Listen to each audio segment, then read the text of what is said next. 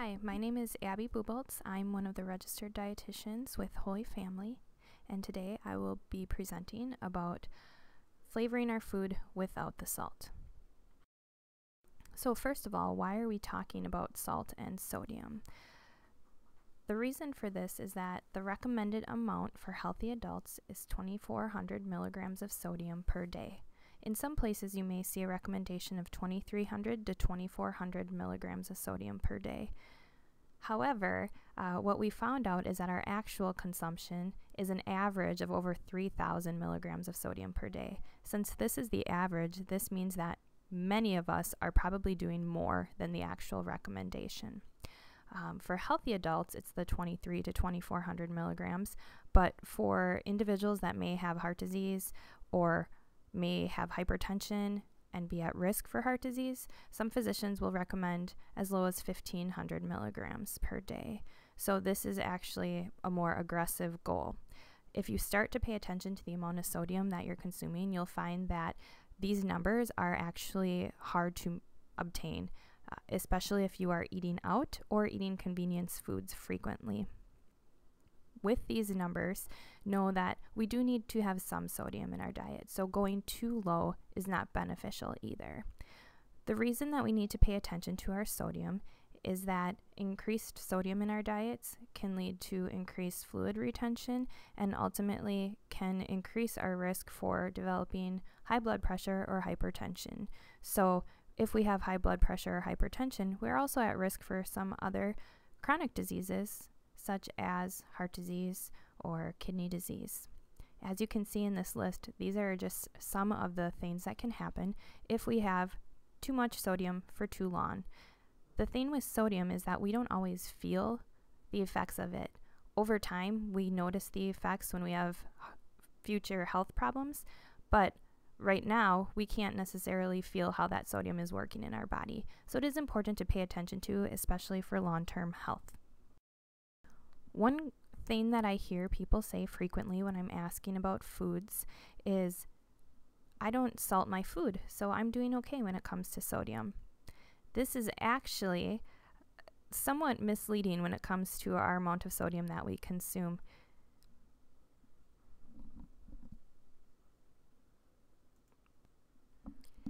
While it is a great start to not consume sodium through the salt shaker, because 1 teaspoon of salt has 2,300 milligrams of sodium, which, if you remember, is our whole day's worth of sodium. Most of the sodium that we consume in our diet comes from processed foods. Actually, 75% of the sodium that we consume comes from foods that come from a package or a bag, usually. If you think about those foods, the reason that they have more sodium in them is usually one, to keep them more stable on the shelf for longer amounts of time, and then also two, for additional flavor. The rest of the sodium that we consume comes from, yes, salting our food, and also then from naturally occurring sources. Some veggies that grow in the ground may have some sodium from the soil, so that would be naturally occurring. We can't necessarily. Since 75% of our sodium comes from processed foods, this is the area that we're going to focus on today to do a few things. Either read the labels and start to pay attention to where the sodium is coming from in the foods that we're eating, to find alternatives, to limit the convenience products, as we know that those are the main sources of the sodium, and also to be creative with flavor, to find other ways to flavor our food. So when we start looking at labels, one of the first things to consider is, what foods are you eating frequently? This is the place to start, because this is the place that those sodium levels are going to add up over time. If there's things that you maybe eat infrequently, it's definitely important to pay attention to those, but I would start with your frequent foods, the foods that are staples in your pantry or in your fridge.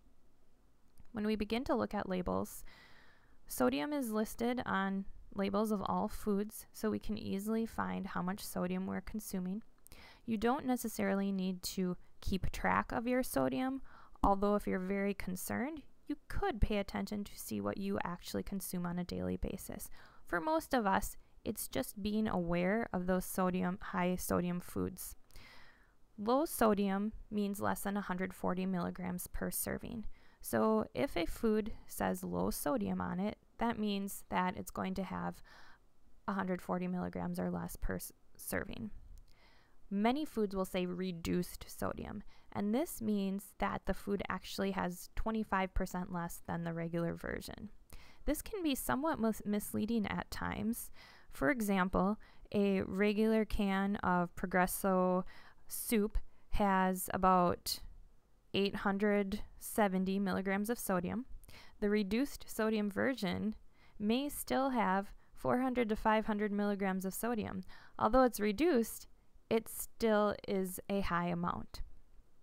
Since we know what our total for the day should be, we can get a feeling for if a food is high or low in sodium. Since we know that we want to have about 23 to 2400 milligrams of sodium per day, anything that has above 400 milligrams of sodium is a large chunk of our day. Anything that has 800 milligrams of sodium or more is quite a large amount, and we know that that would be something to maybe find an alternative for or possibly do less. When we're looking at the ingredient list, this can also be a tip-off for foods that have sodium. Keywords to look for are sodium, salt, soda. The soda would be something like a baking soda. That's why many of our bread-type products have more sodium in them, because they have baking soda as part of the baking process. So it is important to pay attention to those ingredients as well.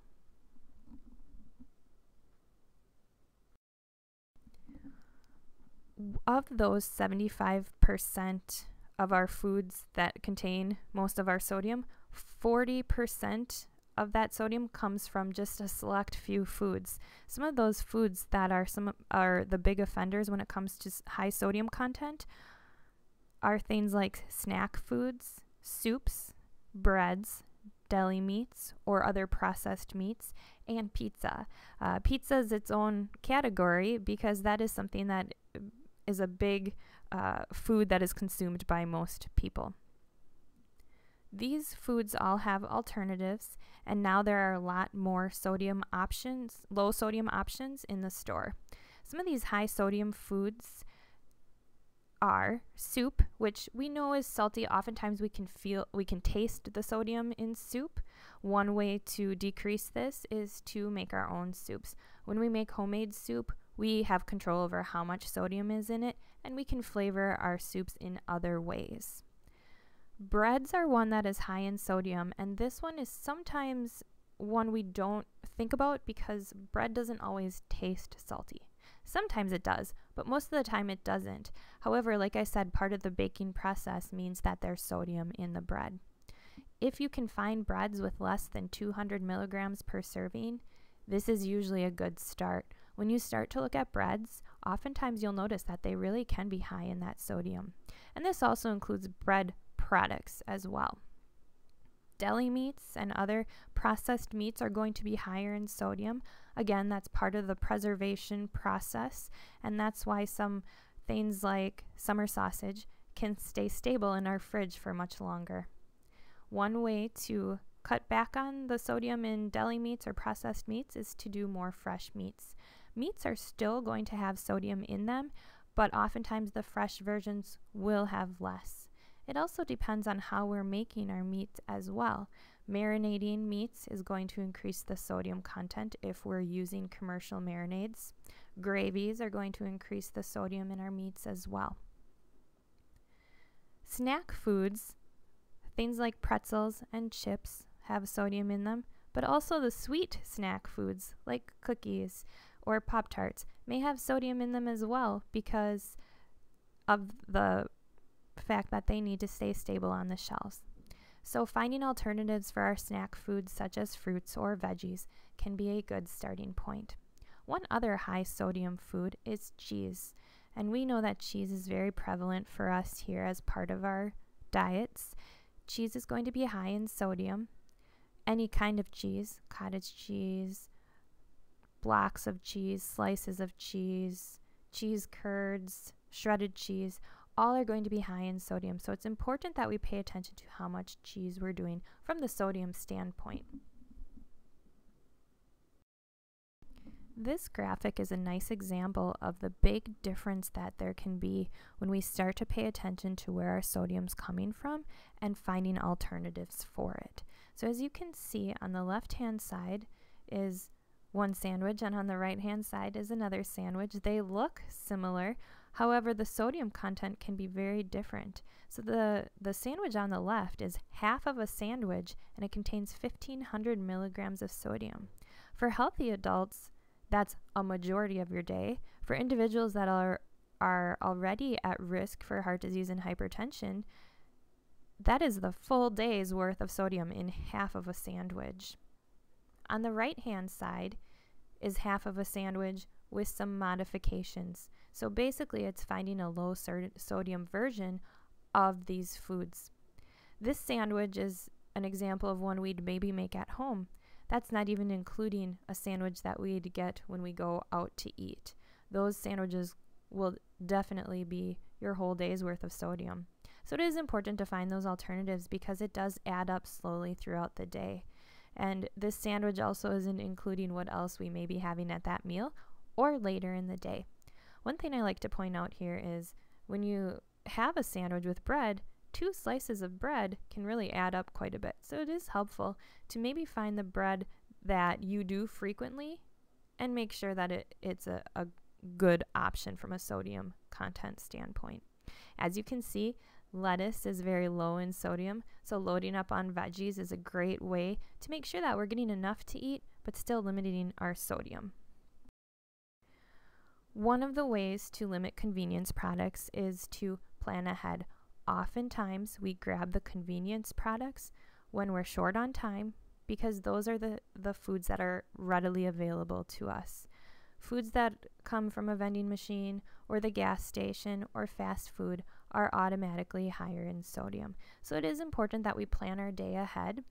If we can pack our lunches or pack snacks with us, at least to tide us over until the next meal, we oftentimes are going to cut back on that sodium content. The other way to lower our sodium is to have fruits and veggies. If we load up on fruits and veggies, it's going to do a couple things. It will cut back on our sodium content, but then also it increases the fruits and veggies we're getting and the vitamins and minerals that many of us probably could have more of. Most people do not get the full amount of fruits and veggies in their day, so this is one way to fill up on the good for you foods and cut back on those convenience products. Finding recipes for your staple foods is one of the ways to help cut back on the sodium content. So like I said, those foods that we can make at home, we have more control over the amount of sodium in them. I have 2 links for you for resources when it comes to recipes. fruitsandveggiesmorematters.org is a great site with a lot of information on fruits and veggies, nutrition facts on fruits and veggies, how to prep, store, and also there are a lot of recipes. You can even look up recipes based on color or category. So this website has a lot of information that can be helpful, especially if you are trying to increase the fruits and veggies in your day. The American Heart Association is also a great place to find many recipes, but then also more information on sodium content and heart-related diet, as well as other health information when it comes to heart-related issues. From the nutrition standpoint, there's lots of helpful information on this website. So, when we do make our recipes at home, what are some ways that we can cut back on the sodium that we're consuming? The first would be to use less salt. Oftentimes, most recipes we can use less salt or take the salt out completely. Many recipes will say optional when it comes to sodium, or the recipe will request that you use it to taste. So it all comes down to our amount of control over the sodium in those foods. Another option is to make your own condiments. Condiments oftentimes have a increased amount of sodium, and so making your own can cut back on that. You're again in control over the ingredients you put in your condiments. So making your own ranch dressing or salad, any sort of salad dressing, gravies, sauces, as I mentioned before, marinades, that sort of thing, that can all help cut back on the sodium content. And then also changing the portion size. So the other tool that you have is that even if something is high in sodium, you can always modify the portion size. You can always have less of it. And that's really a tool that you have whether you're cooking at home or whether you're out and about as well. So this is an example of a already prepared meal and then one that we could make at home. So lean cuisines are a typical lunch meal for us, and lean cuisines have some benefit because they portion something out for us already and we don't have to make that portion size decision. However, oftentimes frozen meals are going to be high in sodium. The homemade Chipotle chicken bowl is a recipe that I did obtain from the American Heart Association. It has quinoa, chicken, and veggies, as well as some flavorings. When we look at these two compared to each other, we look at the Chipotle chicken bowl and see that it's 480 calories and 559 milligrams of sodium. It has more calories than the lean cuisine and also about the same amount of sodium. However, when we look at the serving size, the homemade Chipotle chicken bowl is quite a bit larger with a full cup of quinoa, 1 cup of chicken, and 2 cups of veggies. That's a very large serving. The serving size for the lean cuisine is just 1 ounce or 1 package.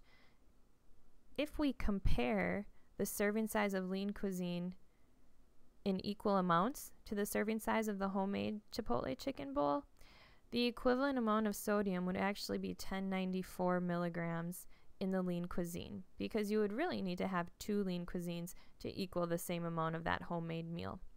So when we look at that initially, it appears as though the lean cuisine is about the same, but when we look at it from what will fill us up and how much sodium we actually may intake, it would be quite a bit more in that lean cuisine for the amount of food that you're getting.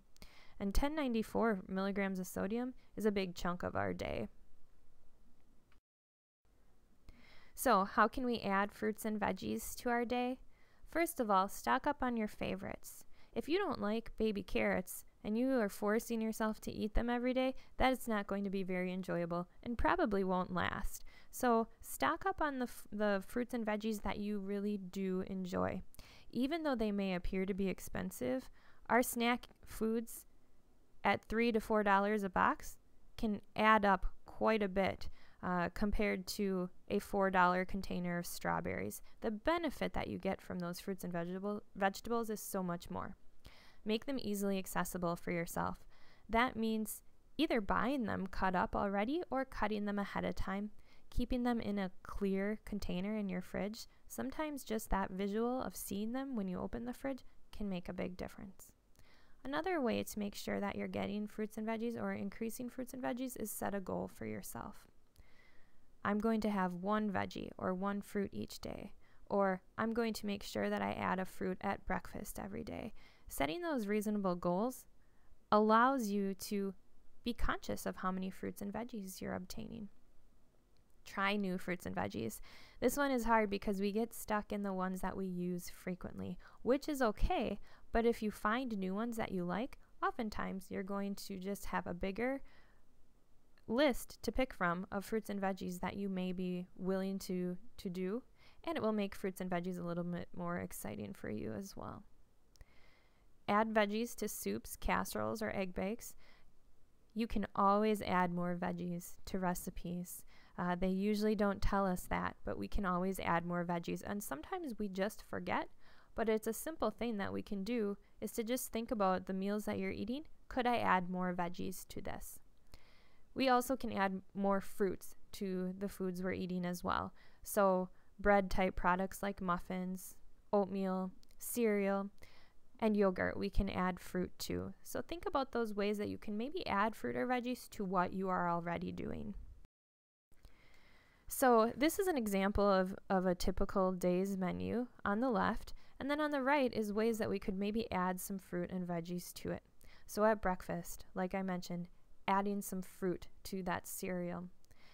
As a snack, having veggies with dip or fruit with peanut butter. At lunch, adding more veggies to our sandwich, adding fruit to our yogurt.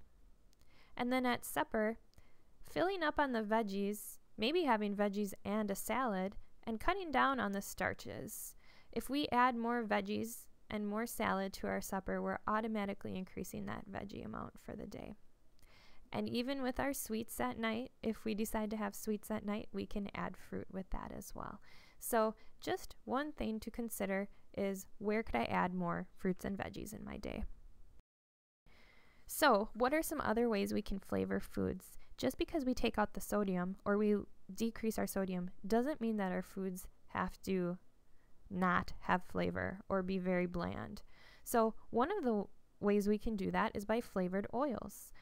Many oils come in different flavors, such as a garlic flavored oil or a chipotle flavored oil.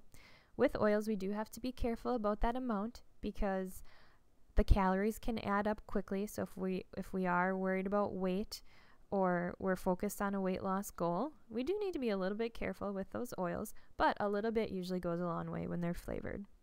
Another thing that we can do is saute garlic and onions before we cook veggies or meat or eggs. This is one way that we can really up the flavor and not have the sodium.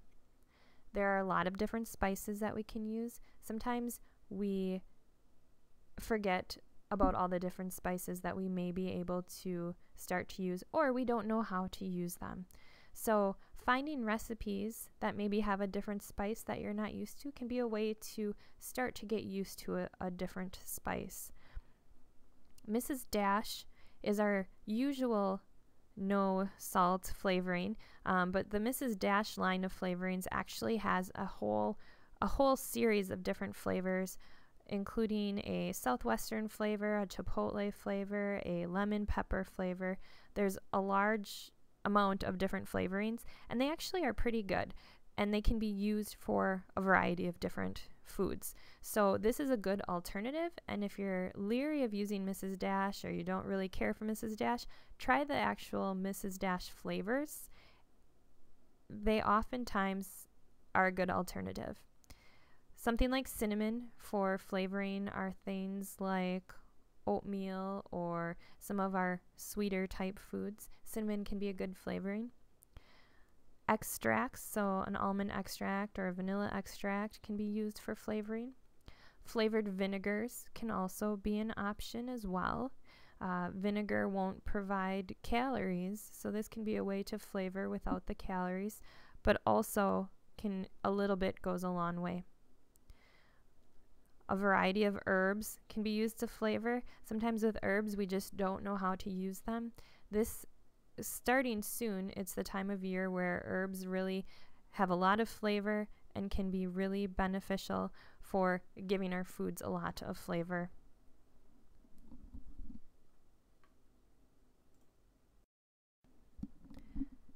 This is a chart that shows different ways to use the herbs that we maybe have come into contact with or aren't sure how to use. As you can see, a lot of the uses for herbs are in sauces, with meats, and also with veggies. So these are some common ones that are easy to use and pretty versatile when it comes to the food that we're using them with.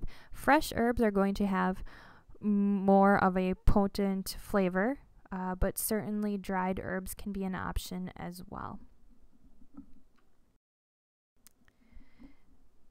Thank you for listening to this presentation.